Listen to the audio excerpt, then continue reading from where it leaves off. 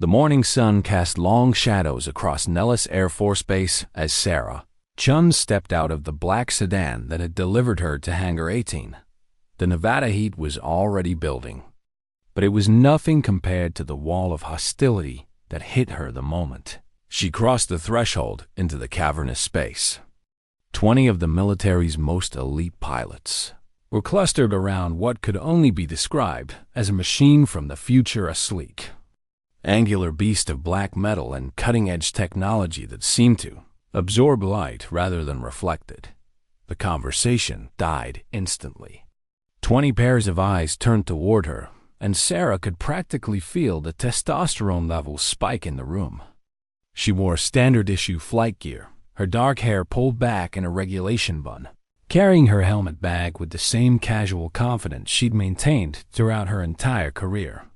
But to these men, she might as well have been wearing a Target. Captain Bulldog Martinez was the first to break the silence.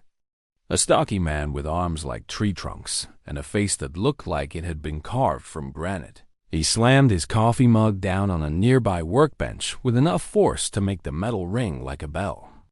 "Outstanding," he announced to the room, his voice dripping with sarcasm. "They sent us a secretary." The hangar erupted in cruel laughter. Someone in the back let out a wolf whistle that echoed off the concrete walls, while another pilot, a lanky redhead with lieutenant's bars, began mimicking typing on an invisible keyboard, his fingers dancing through the air as he made exaggerated clicking sounds with his tongue. "Maybe she's here to take notes," he called out, earning another round of guffaws. Sarah's jaw tightened almost imperceptibly, but she kept walking. She'd heard it all before, in a dozen different hangars, on 3 different continents. The jokes, the assumptions, the casual dismissal of her capabilities based on nothing more than her gender. What these men didn't know, what they couldn't know, was that she'd been forged in fires they couldn't even imagine as she approached the aircraft. She could hear the whispered conversation starting up behind her. Sergeant Torres, a wiry man with nervous energy and quick hands, was already taking bets. $50 says she washes out before she even gets the engine started, he announced, loud enough for her to hear. "Well, I'll give you 2-to-1 odds she can't even find the ignition." The aircraft itself was a marvel of engineering that made even the most advanced fighters look primitive by comparison. The X-47 Phantom was all sharp angles and predatory curves, its stealth coating giving it an almost organic appearance, like some massive bird of prey that had been frozen mid-dive. Sarah had studied the specifications during her flight to Nevada, but seeing it in person was something else entirely. This wasn't just a fighter jet. It was a weapon system so advanced that it bordered on science fiction. She was still admiring the aircraft's lines when a shadow fell across her path. Commander Hayes stepped into her way, his arms crossed over his chest like a bouncer at an exclusive club. Hayes was the base's top ace, a man whose reputation preceded him into every room he entered. Tall, broad-shouldered, with steel-gray hair and eyes like chips of ice. He carried himself with the absolute confidence of someone who had never met a challenge he couldn't overcome. "Hold up there, sweetheart," Hayes said, his voice carrying the kind of authority that could stop a charging bull. "I'm going to need to see some real credentials before I let you anywhere near that bird." The hangar fell silent again, but this time the quiet was electric with anticipation. Every pilot in the room had stopped what they were doing to watch the confrontation unfold. Sarah could feel their eyes on her, waiting to see how she'd respond to the challenge. "Real credentials?" Sarah asked, her voice level and professional despite the insult.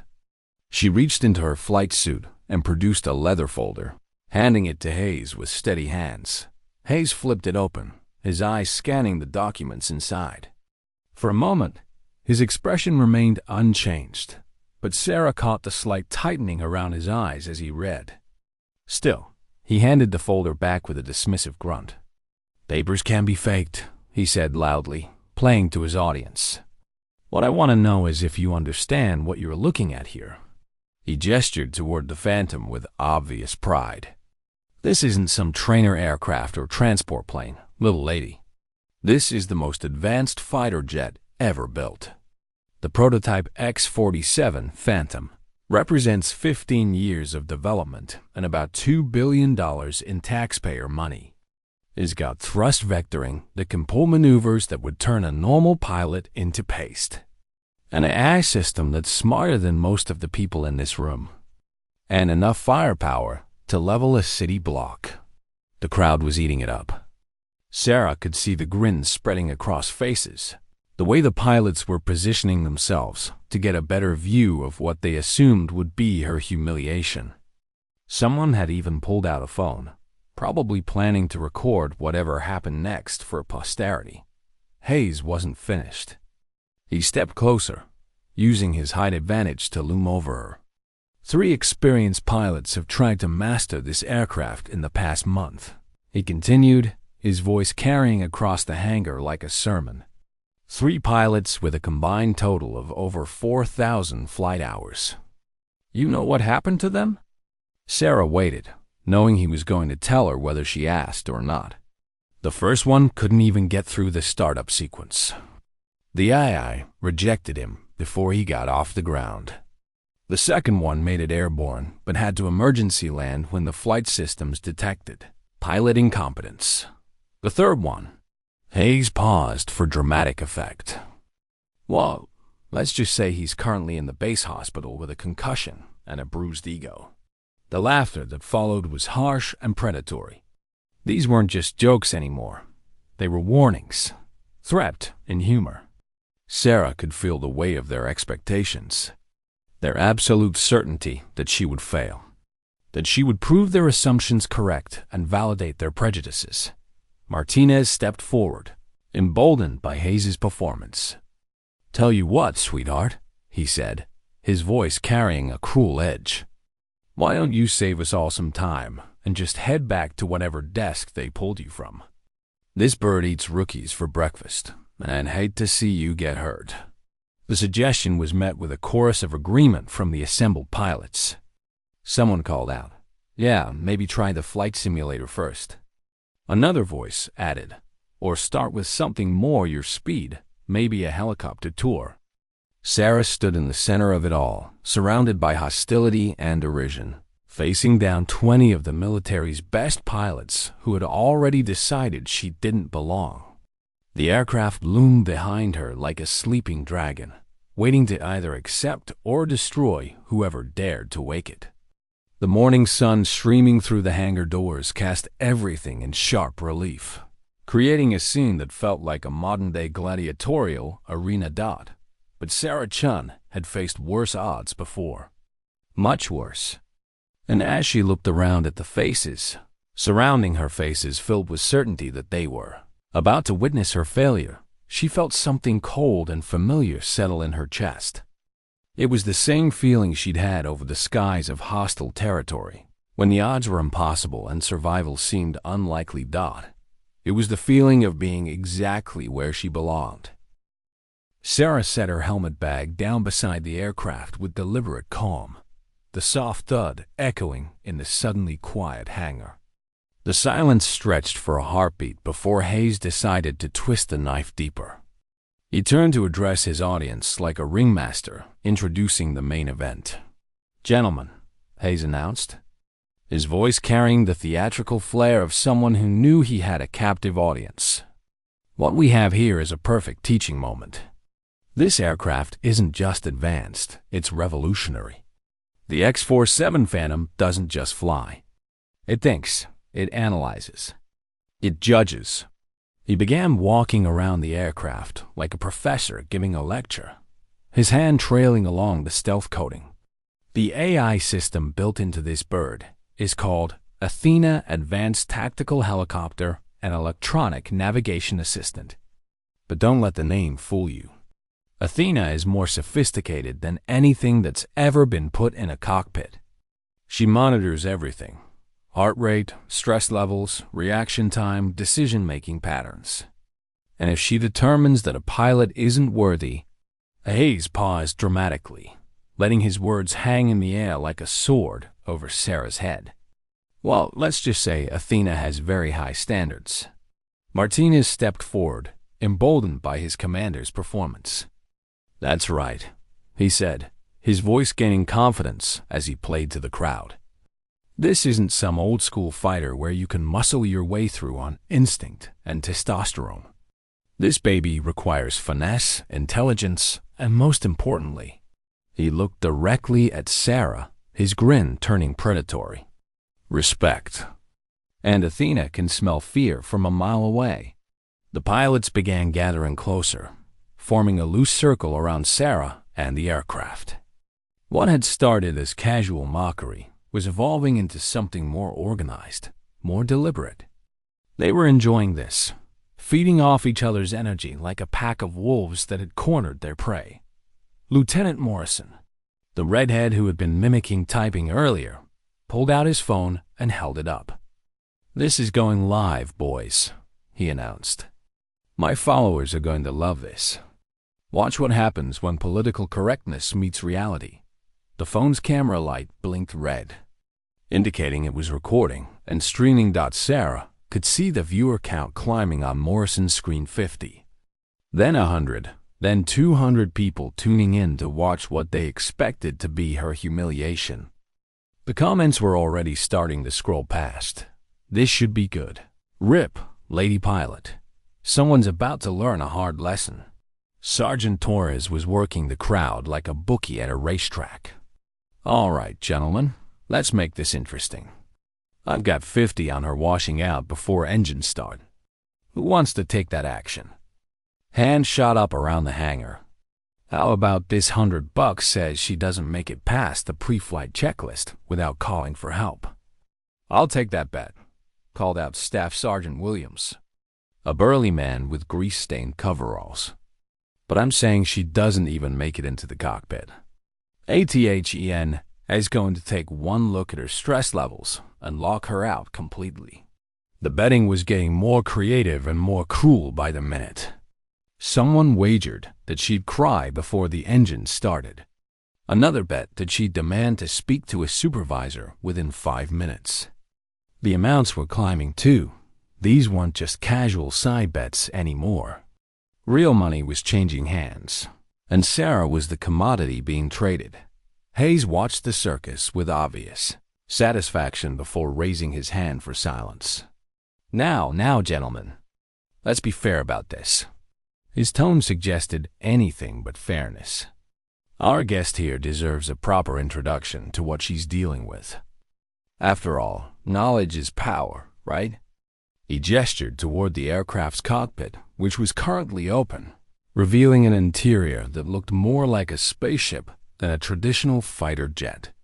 Banks of screens and controls covered every surface, creating a technological maze that would intimidate even experienced pilots. "The startup sequence alone has 47 distinct steps," Hayes continued, his voice taking on the cadence of a technical briefing. "Each one has to be performed in exact order, with precise timing. Miss a step, perform them out of sequence, or take too long, and Athena will abort the process and lock you out for 24 hours. Martinez nodded enthusiastically. "And that's just to get the engines running. The flight systems are even more complex. Athena monitors over 3,000 parameters simultaneously. She's looking for any sign of pilot error, any indication that you're not capable of handling the aircraft's full potential." "Tell her about the ejection protocols," Torres called out. Earning a round of laughter, Hayes' grin widened. "Ah yes, the safety features. Athena has full authority to initiate emergency procedures if she determines the pilot is compromised. And her definition of compromised is comprehensive. Elevated stress hormones, irregular heartbeat, delayed reaction times, poor decision-making. Any of these can trigger an automatic ejection sequence." The crowd was loving every word. Sarah could see the anticipation building in their faces, the way they were positioning themselves to get the best view of what they were certain would be an epic failure. Someone had even brought out a folding chair, settling in like they were at a sporting event. Morrison's phone was still recording.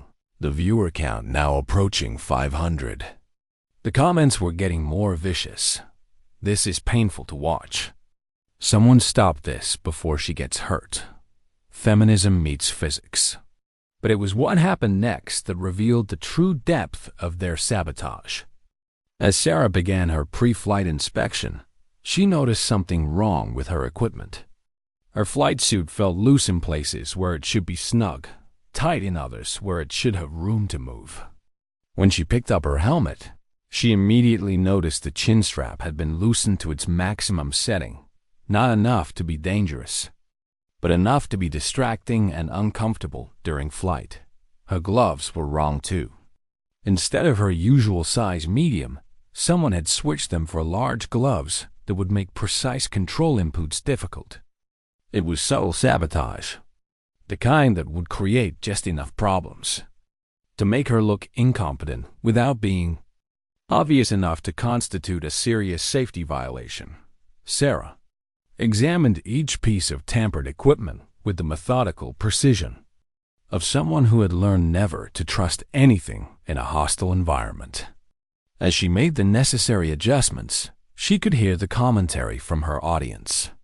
"Look at that," Martinez said loudly. "Can't even get her gear sorted out. This is going to be even easier than I thought." "Maybe she needs help with the buckles," Torres added, earning another round of laughter. The base commander, Colonel Peterson, chose that moment to make his appearance. A distinguished man in his 50s with silver hair and the bearing of someone who had seen everything the military could throw at him. Peterson walked into the hangar and immediately sensed the charged atmosphere. "What's all the commotion?" he asked, his voice cutting through the noise like a blade. Hayes straightened to attention, but his grin never wavered. "Just observing a demonstration flight, sir. Making sure our guest understands what she's getting into." Peterson's eyes swept the assembled crowd, taking in the phone's recording, the money changing hands, the predatory expressions on his pilots' faces. His jaw tightened almost imperceptibly. "I see. And this demonstration requires an audience?" "Educational purposes, sir," Martinez chimed in. "We're all very interested in seeing how the X-47 performs with different types of pilots." The emphasis on different wasn't lost on anyone in the room. Peterson's expression darkened, but before he could respond, Sarah finished adjusting her equipment and stood up. The hangar fell silent again as all eyes turned to her. She looked around at the faces. Surrounding her faces filled with anticipation, cruelty, and absolute certainty that they were about to witness her destruction. The aircraft loomed behind her like a sleeping predator, its black surface seeming to absorb not just light but hope itself.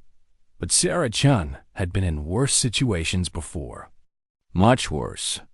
And as she prepared to face down not just an advanced aircraft but the collective will of 20 elite pilots determined to see her fail, she felt something familiar and cold settle in her chest. It was time to remind them why she was here. Sarah approached the X-47 Phantom with the fluid grace of someone who had done this dance 1,000 times before. Her movements were economical, precise, each step calculated and purposeful. The crowd watched in anticipation, phones recording, money riding on her failure. But something in her demeanor had shifted. The uncertainty they thought they'd seen earlier was gone, replaced by something that made the more experienced pilots unconsciously take a step back. She placed her hand on the aircraft's ladder and paused, looking up at the cockpit with an expression that was almost fond, like she was greeting an old friend rather than approaching an alien piece of technology. The gesture was so natural, so familiar, that it sent the first ripple of unease through the assembled crowd. "Showtime," Martinez muttered. But his voice lacked some of its earlier confidence. Sarah climbed into the cockpit with fluid efficiency, settling into the pilot's seat like she belonged there. The moment she was seated, Banks of screens began flickering to life around her, bathing the interior in an eerie blue glow. The crowd pressed closer, expecting to see confusion, hesitation, the telltale signs of someone overwhelmed by technology beyond their comprehension. Instead, they watched in growing bewilderment as Sarah's hands began moving across the controls with supernatural precision. Her fingers danced over switches and buttons in a complex sequence that seemed almost choreographed. There was no hesitation, no checking of manuals or procedures. She moved like someone who had performed these exact motions countless times before. "What the hell?" Torres whispered, his earlier bravado evaporating. "How does she know the startup sequence?" Hayes frowned, leaning forward to get a better view. The X-47 startup procedure was classified, known only to a handful of test pilots and engineers. It wasn't something you could learn from a manual or training video. It required hands-on experience with the actual aircraft, and according to all official records, this woman had never been near a Phantom before today. The screens around Sarah continued to activate in sequence, each one responding to her inputs with mechanical precision. Warning lights that should have been flashing red remained steadily green. Systems that typically required multiple attempts to initialize came online smoothly on the first try. It was like watching a master pianist perform a complex concerto from memory. Marson's phone was still streaming, the viewer count now approaching 1,000. But the comments had changed tone. "Wait. She actually knows what she's doing. This doesn't look like a rookie. Something's not right here." Then the engines began their startup sequence. The sound started as a low whine, barely audible over the ambient noise of the hangar. But it built quickly, growing in pitch and intensity until it became a roar that seemed to come from the very bowels of the earth. The X-47's twin engines weren't just starting, they were awakening. Like some massive predator stretching after a long sleep, the hangar began to vibrate. Tools rattled on workbenches. Coffee mugs danced across tables. Car alarms started going off in the parking lot outside as the sound waves propagated through the concrete and steel structure. Several pilots instinctively covered their ears, but Sarah sat calmly in the cockpit, her hands steady on the controls as if the earth-shaking noise was nothing more than background music. "Jesus Christ," Williams breathed, his voice barely audible over the engine noise. "I've never heard them sound like that." Hayes was staring at the aircraft with a mixture of awe and growing concern. In all his years of flying, he'd never heard engines produce that particular harmonic. It wasn't just power, it was controlled power, refined and focused in a way that spoke of perfect synchronization between pilot and machine. But it was what happened next that sent the first real chill down the spines of everyone watching. The aircraft's heads-up display flickered to life, and text began scrolling across the main screen. Most of it was standard system information engine parameters, flight control status, navigation data. But then, in the center of the display, a message appeared that made every pilot in the hangar freeze in place. "Welcome back, Ghost." The words hung there for a moment, glowing against the blue background like an accusation. Then they faded, replaced by the normal flight interface, but the damage was done. The hangar had fallen completely silent, except for the rumble of the engines, and every face was turned toward the cockpit with expressions of dawning horror. "Ghost," Torres whispered, his voice barely audible. His hands were shaking as he pulled out his phone, fingers flying over the screen. "Oh God, oh God, oh God." Martinez grabbed Torres's shoulder. "What? What's Ghost? Who is that?" Torres's face had gone white as he stared at his phone screen. "It's a call sign," he said, his voice hollow. "A classified call sign. I'm looking it up in the pilot database and—" He stopped, his eyes widening as he read. 47 confirmed kills. Survivor of the Blackwater incident. Status: Classified. The words hit the assembled pilots like a physical blow. The Blackwater incident was legend in military aviation circles, a classified operation that had gone catastrophically wrong, resulting in the loss of an entire squadron except for one pilot. A pilot whose identity had been sealed so deeply that even mentioning the operation could end a career. Hayes felt his mouth go dry. "That's impossible," he said, but his voice lacked conviction. "Ghost is a myth. A story they tell in flight school." 47 kills, Morrison repeated, his phone still recording but his hands now visibly trembling. The viewer count had exploded past 2,000, and the comments were a blur of confusion and disbelief. That's more than any active pilot in the entire Air Force. Williams was backing away from the aircraft, his face pale. The Blackwater incident happened over Syria. 12 F-22 Raptors went in. Only one came out. They said the pilot who survived, he swallowed hard. They said Ghost took down 6 enemy fighters single-handedly while covering the evacuation of a downed squadron. The engines continued to build power. Their roar now so intense that it seemed to be coming from inside their chests rather than from the aircraft. But Sarah sat motionless in the cockpit, her hands resting calmly on the controls, as if she were sitting in a library rather than the center of a mechanical hurricane. Then her voice cut through the noise, transmitted through the hangar's communication system with crystal clarity. It was calm, professional, and carried an undertone of absolute authority that made every pilot in the room stand straighter without conscious thought. "Tower, this is Ghost requesting immediate clearance for a demonstration flight." The words were spoken with the casual confidence of someone who had never been denied anything they'd asked for.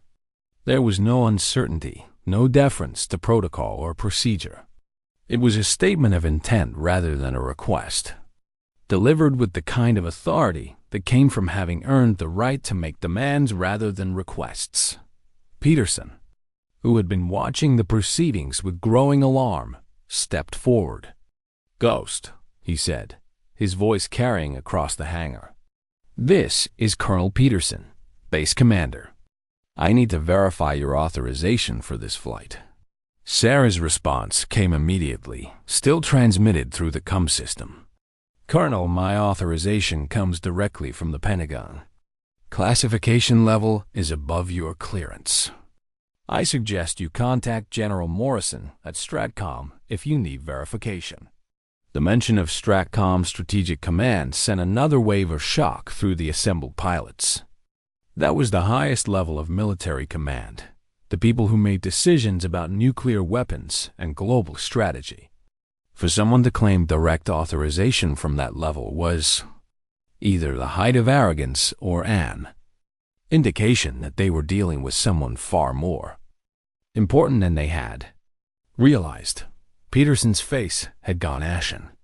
He pulled out his secure phone, his fingers moving quickly over the keypad. The conversation that followed was brief and conducted in hushed tones, but everyone could see the way his expression changed as he listened to whoever was on the other end. When he hung up, Peterson looked like he'd aged 10 years in as many seconds. He turned to face the assembled pilots, his voice carrying the weight of absolute authority. "Clear the hangar," he ordered. "Everyone except essential personnel out, now." But it was too late for damage control. Sarah's voice came through the COM system one more time, and this time there was something different in her tone. Something cold and predatory that made the hair on the back of every neck stand up. "Tower, this is Ghost. I'm ready to show these gentlemen what a real pilot looks like." The X-47 Phantom didn't taxi to the runway it prowled. Sarah guided the aircraft out of the hangar with the predatory grace of a hunting cat, its engines producing a sound that seemed to resonate in the bones of everyone watching. The black stealth fighter moved across the tarmac like liquid shadow, its angular surfaces drinking in the Nevada sunlight and reflecting nothing back. Inside the hangar, the remaining personnel, those with high enough clearance to witness what was about to unfold, stood transfixed. Colonel Peterson had managed to clear most of the crowd, but Martinez, Hayes, Torres, and a handful of others remained, their faces pale with the dawning realization of what they had done. Morrison's phone was still streaming, the viewer count now approaching 5,000 as word spread through military aviation communities worldwide. Tower, Ghost requesting immediate departure. Runway 27. Sarah's voice crackled through the comm system with the casual authority of someone who had never been denied anything. Ghost, you are cleared for takeoff. Runway 27. Winds are calm, visibility unlimited, came the response from the control tower. Even the air traffic controllers seemed to recognize the call sign. Their usual professional detachment replaced by something approaching. Reverence. What happened next defied every law of physics that the assembled pilots thought they understood. Instead of the standard rolling takeoff they expected, Sarah engaged the X-47's experimental thrust vectoring system and pointed the aircraft's nose straight up. The engines, already producing an earth-shaking roar, suddenly screamed with a sound that shattered windows in the nearby buildings. The Phantom didn't take off, it launched, shooting skyward like a missile fired from the earth itself. "Holy Mother of God," Hayes whispered, his voice barely audible over the engine noise that continued to echo across the base even as the aircraft disappeared into the blue Nevada sky. The vertical climb continued until the aircraft was nothing more than a black speck against the azure backdrop, climbing at an angle and rate that should have been impossible for any fighter jet, let alone one carrying a human pilot. The G-forces alone should have rendered any pilot unconscious. But Sarah's voice continued to come through the radio with perfect clarity and control. "Tower, Ghost beginning demonstration sequence. Recommend all personnel maintain safe distance from flight operations area." What followed was 20 minutes of aerial artistry that redefined what the assembled pilots thought was possible. Sarah didn't just fly the X-47, she danced with it, pushing the aircraft through maneuvers that existed only in theoretical textbooks and the fevered dreams of aerospace engineers.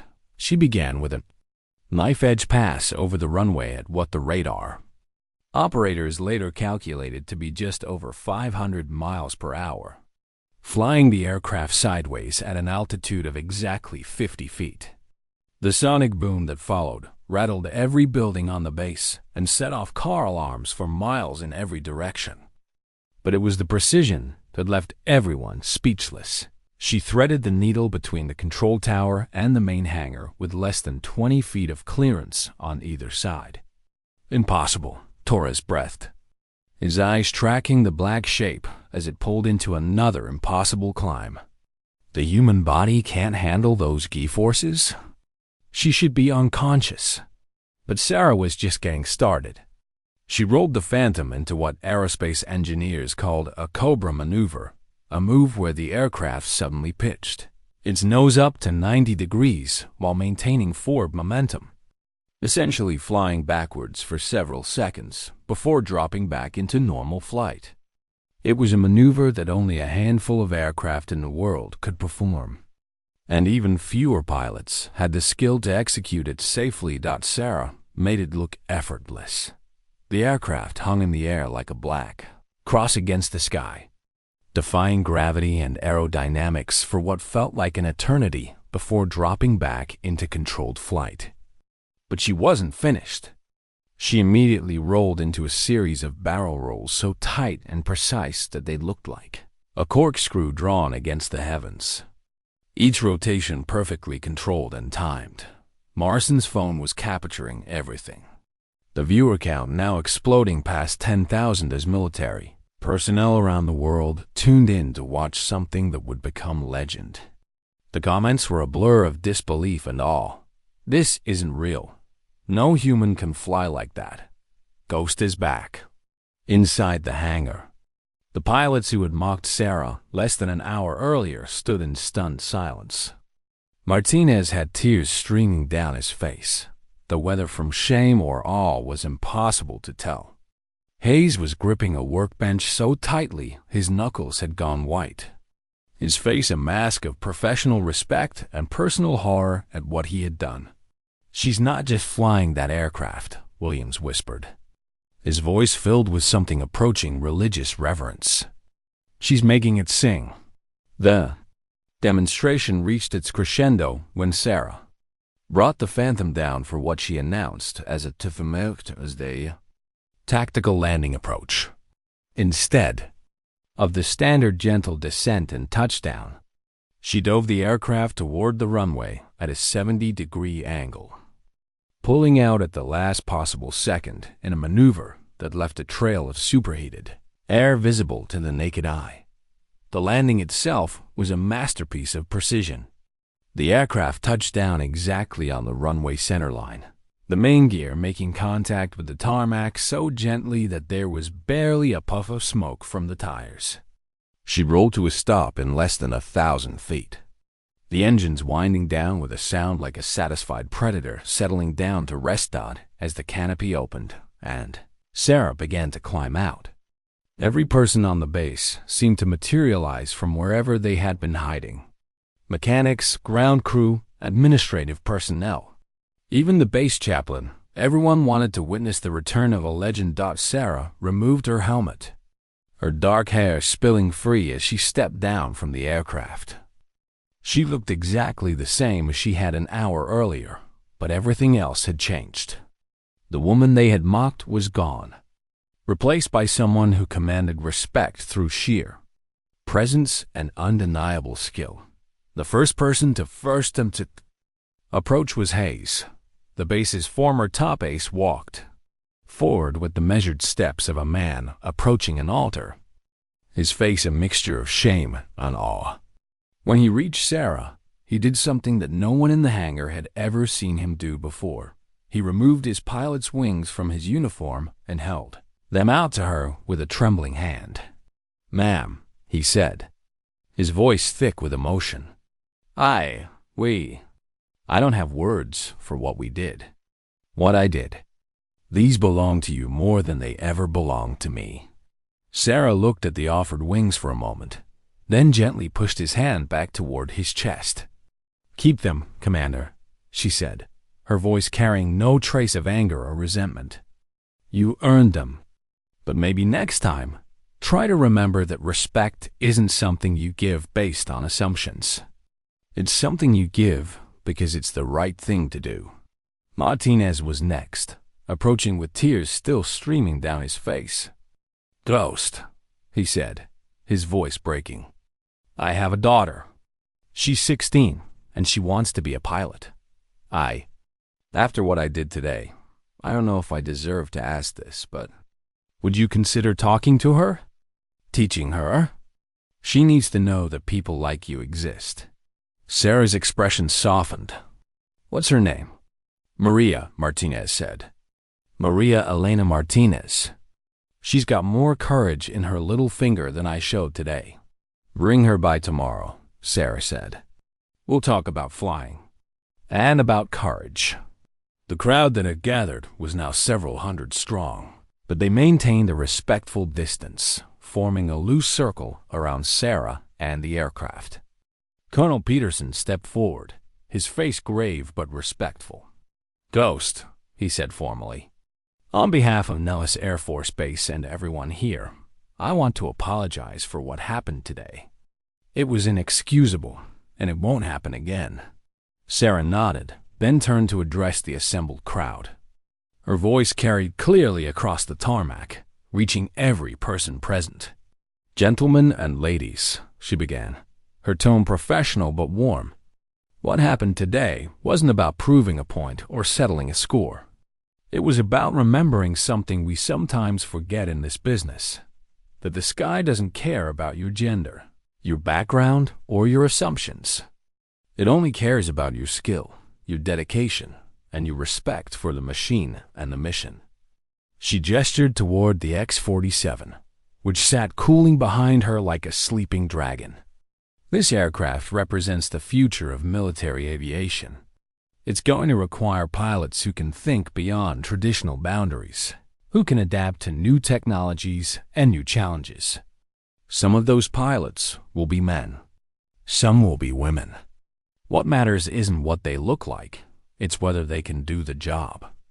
The crowd listened in absolute silence, hanging on every word. Tomorrow morning at 0600, I'll be conducting advanced flight training for anyone who wants to learn. The only requirements are an open mind and a willingness to be challenged. Class begins with a simple lesson. Respect is earned through action, not given through assumption. She picked up her helmet bag and started walking toward the hangar, then paused and turned back to the crowd. "Oh, and gentlemen," she said, a slight smile playing at the corners of her mouth. "Don't be late." As Sarah disappeared into the hangar, the crowd remained frozen for several long moments, processing what they had witnessed. Then, slowly, they began to disperse. Wait for next part comment.